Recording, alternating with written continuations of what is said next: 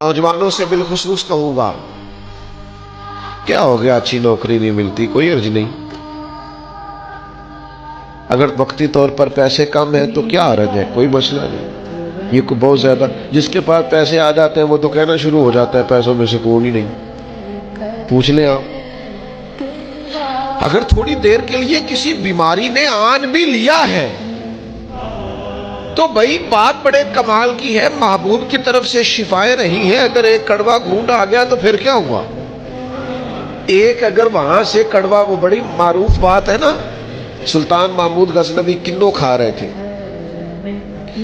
तो उन्होंने पहला टुकड़ा किन्नो का, उसका पहला हिस्सा जो उसे खोला, उसकी जो काशी होती है उसमें से पहला टुकड़ा अय्याज को दिया तो अय्याज गट गट करके खा गया।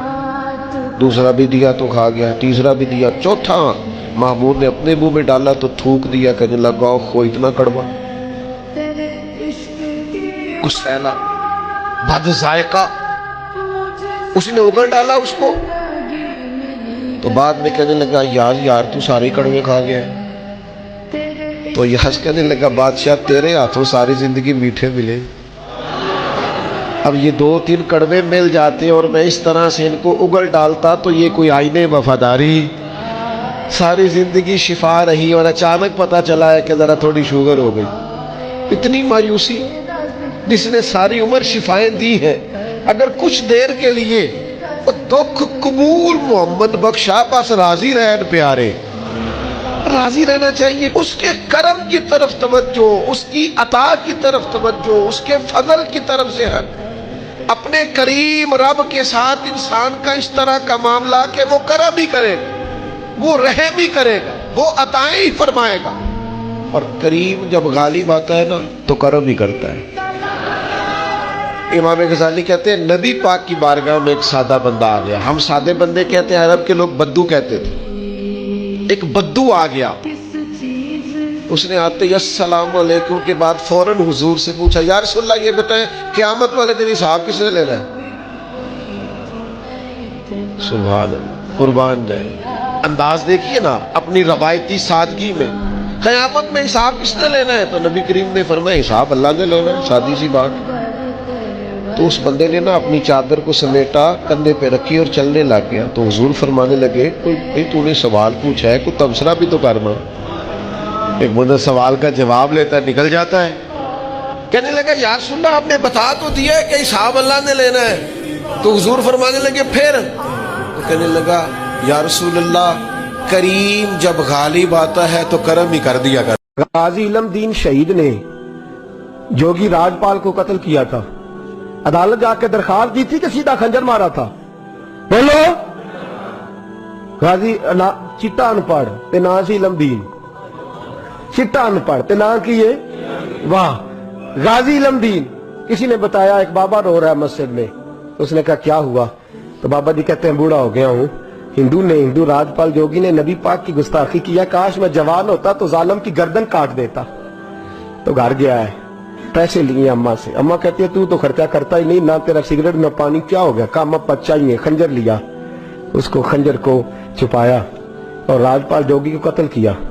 खुद जाके थाने गिरफ्तारी दे दी, पहले लाहौर की जेल में रखा। एक दरवेश रहता था मियां वाली में मजजूब, सारी जिंदगी बोला नहीं वो। प्रोफेसर मोहम्मद यूसुफ ने किताब लिखी है गाजी इलम दीन के हालात में, वो कहते हैं सारी उम्र वो मजजूब बोला नहीं।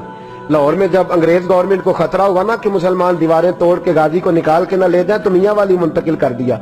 वो मजजूब सारी उम्र नहीं बोला। गाजी साहब चले ना जब, उसने नारे लगाने शुरू कर दिए और झाड़ू दे के मियां वाली की सड़कें साफ करनी शुरू कर दी।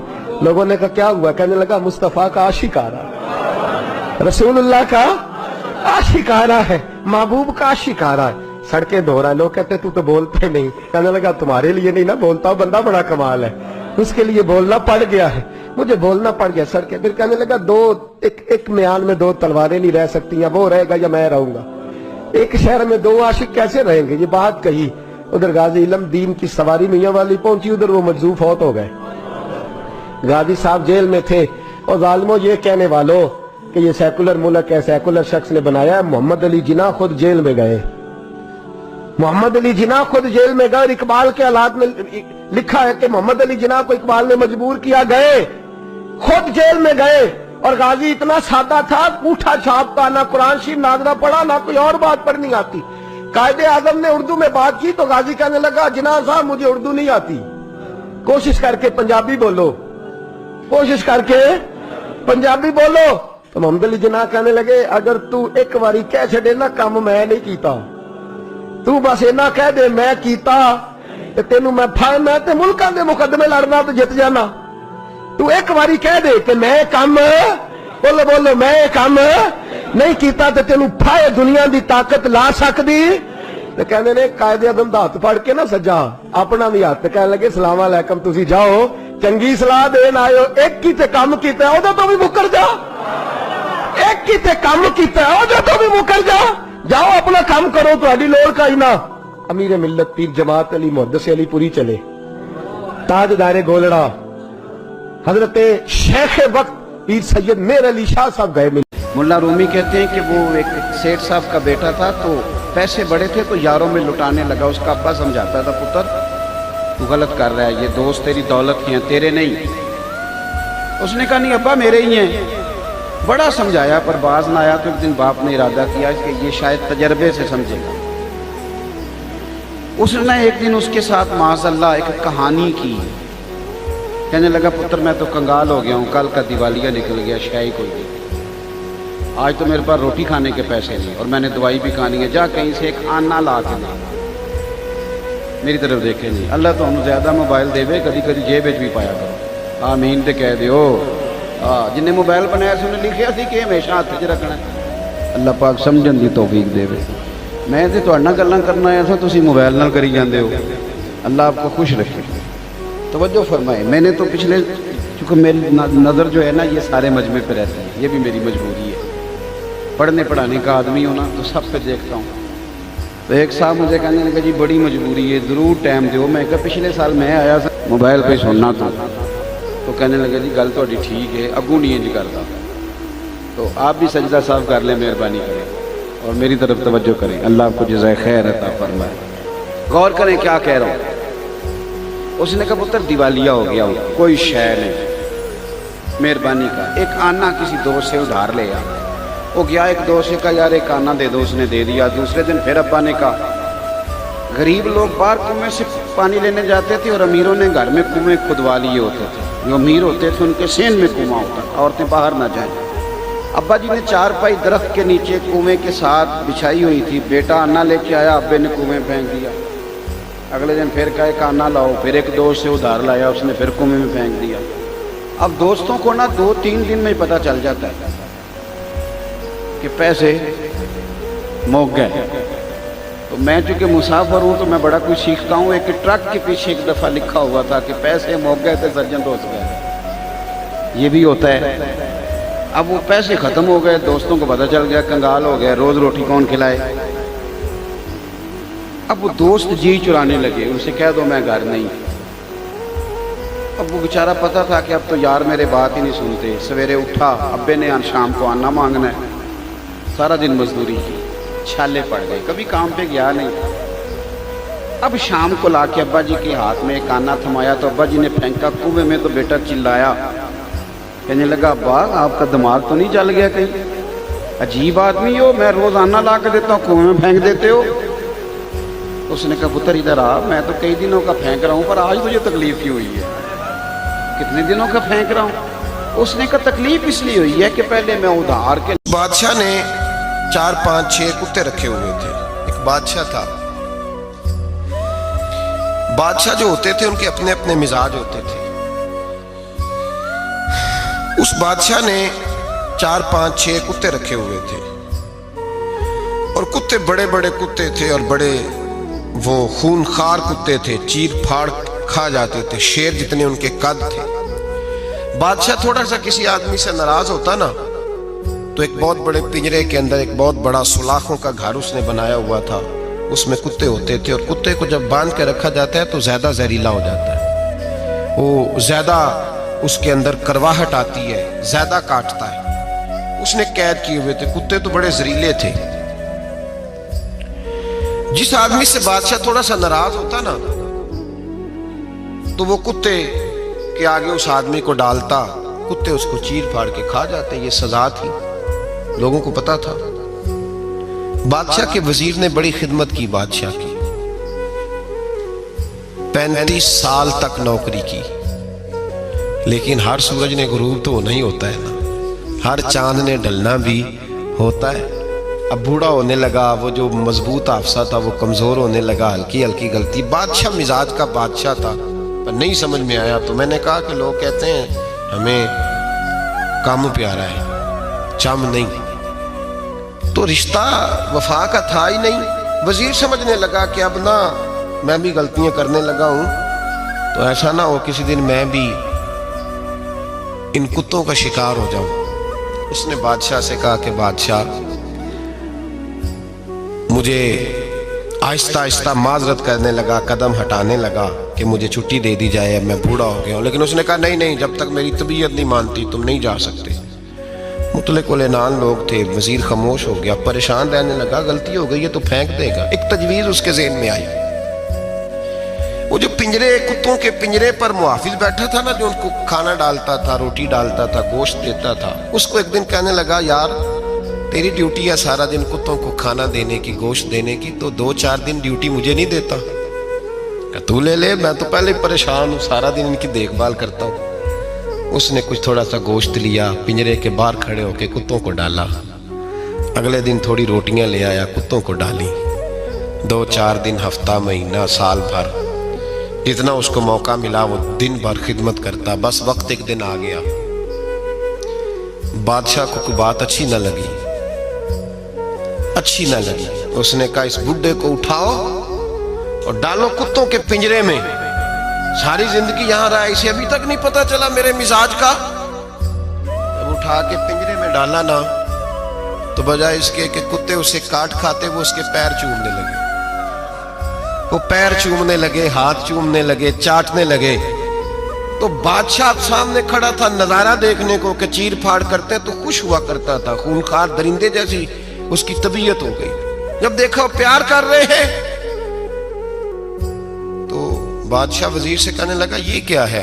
تو وزیر رو پڑا، کہنے لگا تو سیاستدان تھا تو میں بھی سیاستدان تھا، ساری زندگی سیاست کی، لیکن دنیا داروں کے ساتھ رہا، تو انجام یہ ہوا کہ مجھے اس پنجرے میں ڈال دیا گیا۔ دیکھ تو بہت بڑا سیانہ تھا اور میں بھی سمجھدار تھا، وزیر رہا، لیکن ہمارا روح کا رشتہ نہ بن سکا۔ ارے ہم سے تو یہ کتے ہی اچھے نکلے، تیری 40-35 سال خدمت کی تو نے کتوں کے آگے ڈال دیا، انہیں تو چند مہینے روٹی ڈالی ہے، میرے وفادار ہو گئے۔ حضرت علی حضور کی بارگاہ، یا رسول اللہ عقیل کو تو کچھ سمجھائے۔ حضور نے فرمایا کیا ہوا؟ کہ حضور اکثر ابو بکر صدیق سے یار جاتا ہے، آج بھی پہلی صف سے اٹھا کے 7ویں صف میں، شکایت تو حضرت عقیل کی لگ رہی ہے نا، اور حضور فرماتے علی تو عقیل کی چھوڑ، بتا ابو بکر نے کیا جواب دیا ہے، تو ابو بکر کی بتا، تو اس کی چھوڑ، تو میرے دوست کی، میرے یار کی، میرے خلیل کی بتا۔ تو حضرت علی رو پڑے، کہنے لگے محبوبہ ابو بکر جیسا درد کہاں سے ڈھونڈ کے لائے؟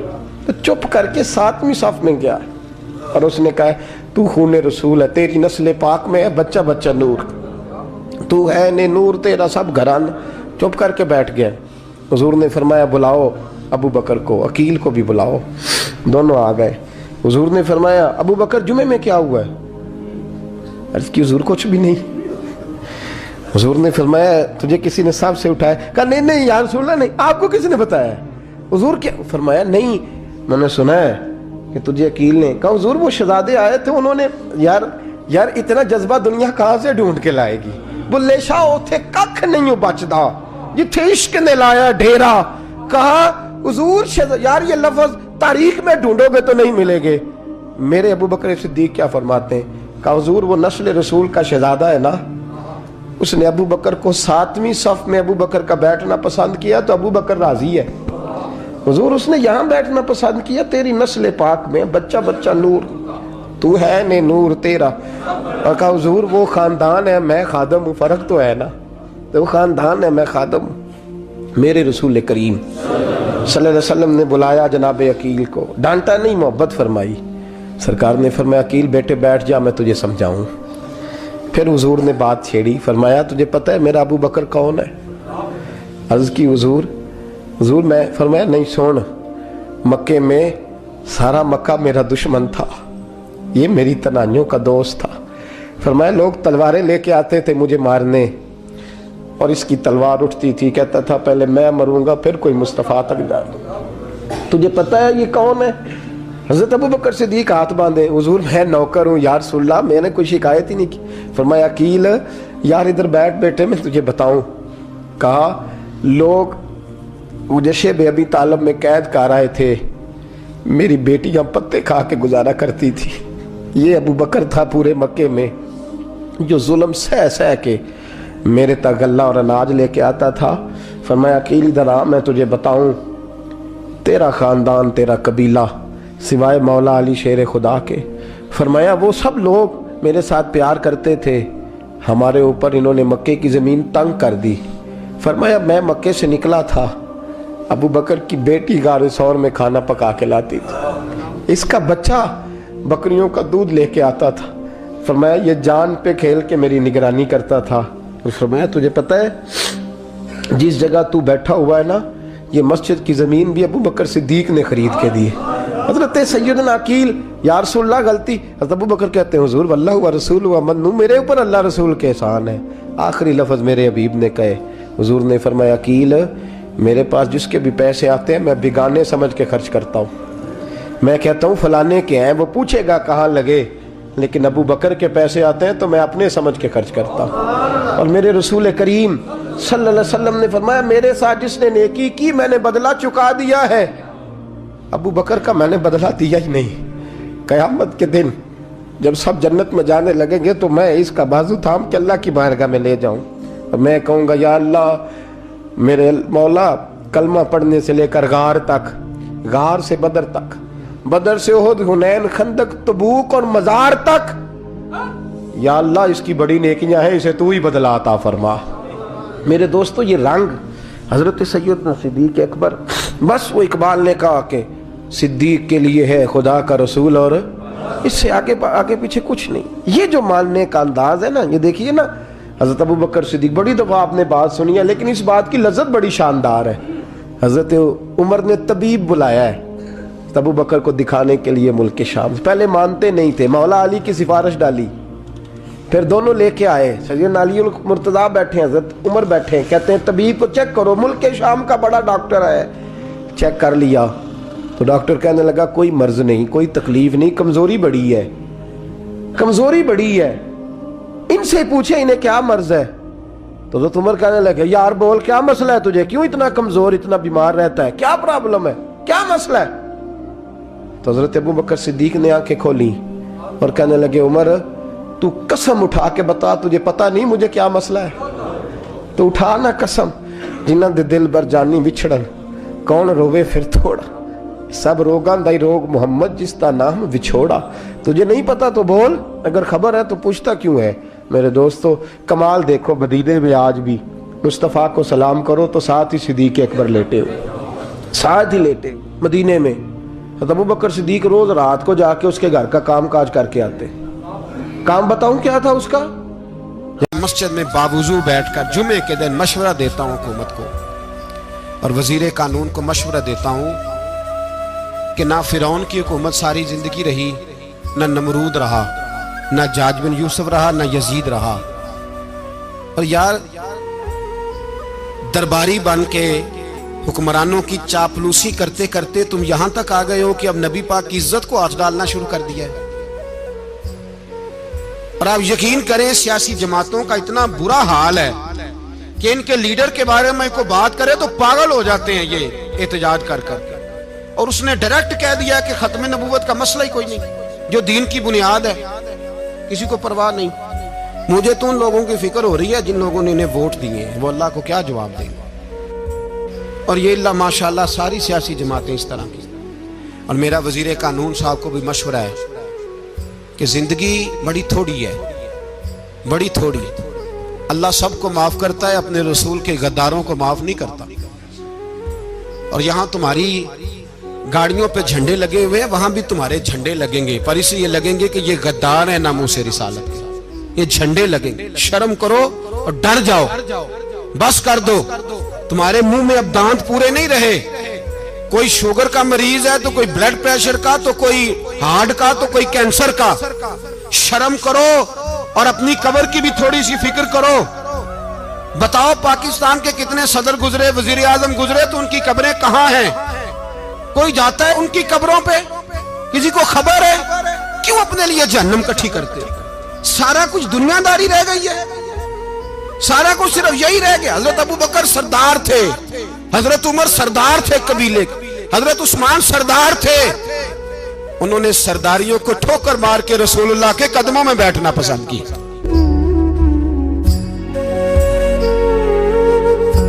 जुमे वाले दिन भी वक्त पे आओ। हदीस पाक आपको सही मुस्लिम में मिलेगी। नबी पाक सल्लल्लाहु ताला अलैहि वसल्लम फरमाते, सोमवार और जुमेरात वाले दिन लोगों के आमाल अल्लाह की बारगाह में पेश किए जाते हैं। दो मुसलमानों के, दो भाइयों के आमाल रब की बारगाह में पेश किए जाते हैं। आमाल हैं, नेक आमाल है, नेकी है, नमाज है, रोजा है, हज है, ज़कात है, सदकात है। वो नेक अमाल अल्लाह की बारगाह में जुमेरात और पीर को पेश किए जाते हैं। रब करीम फरमाते, ठहर जो जरा, इनके अमाल को रोक दो। या अल्लाह क्यों? फरमाए इसलिए कि इनके आपस में ना दिलों में नफरत है, घुटन है, अदावत है। इनको जरा मोहलत दो, ये पहले सुलह कर लें, फिर इनके अमाल भी कबूल कर लेंगे। कि ना अदावतें पाली हुई हैं, अपने दिलों के अंदर घुटन पैदा की हुई, इख्तलाफ कहाँ नहीं, लेकिन नफरतें पैदा कर लेना। क्या जुर्म किया है भाई ने? कौन सा कुफर कर बैठे हैं रिश्तेदार? कौन सी ऐसी बात निकल गई है जो जिंदगी के नाते तोड़ के बैठ गए हम? रब कहता है नहीं कबूल होंगे अभी इसके अमाल, रोक दो जब तक ये आपस में सुलह न कर ले। मस्जिद में भी पाबंदी से आओ, फजर की जमात भी नहीं छूटनी चाहिए। जुमे वाले दिन भी वक्त पे आओ, लेकिन अगर कबूलियत करानी है तो 20 मिनट निकाल के ना उस रिश्तेदार के घर भी चले जाओ जिससे नाराजगी चल रही है। थोड़ा सा ना उधर भी एक चक्कर लगाओ, इसलिए कि वो कहते हैं कबूल ही तब करना है।